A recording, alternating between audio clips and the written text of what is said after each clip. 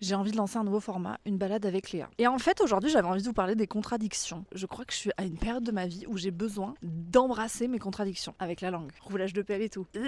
C'est vrai qu'en étant exposée sur les réseaux depuis presque 15 ans, même si tu veux être la plus authentique, même si tu essayes d'être toujours toi-même, etc., tu te blindes au fur et à mesure des années. Et je me suis rendu compte qu'en fait, j'essayais de lisser. En assumant pleinement, c'est la meilleure façon que ça ne me touche plus. On peut pas t'attaquer sur quelque chose dont tu te fous complètement. Je pense que d'assumer mes contradictions et d'être tranquille avec, c'est un pas de plus vers moi-même et vers qui je suis. Donc, ok, je mets des culottes menstruelles, j'utilise plus de serviettes hygiéniques et de tampons, mais je commande sur Amazon. Je parle d'éducation positive, de bienveillance, de consentement, etc. Mais on voit mon enfant sur internet. Je vote écolo, mais ça m'arrive de prendre l'avion. Je suis à fond en mode self-love, self-care, etc. Et pourtant, dès que j'ai un bouton sur la gueule, je le retouche sur une photo. La liste est longue. Mais rien que le fait de le dire, en fait, ça fait du bien. Et en discutant autour de moi, et tout le monde m'a dit, mais en fait, tout le monde a plein de contradictions, genre. Bien sûr qu'il y a un truc d'ego et d'apparence et de recherche de reconnaissance, etc. dans ce qu'on fait. Enfin, je veux dire, on tombe pas là-dedans par hasard. Et l'exposition entraîne tout ça. Bref, j'avais envie de vous parler de ça aujourd'hui. N'hésitez pas, en commentaire, peut-être à me partager une de vos contradictions, vos réflexions sur le sujet. J'espère que ce format vous plaît. Genre, c'est un format finalement pas si monté, pas si rapide, genre snack content. Mais j'avais envie de faire ça. Je fais ce que j'aime et j'aime ce que je fais.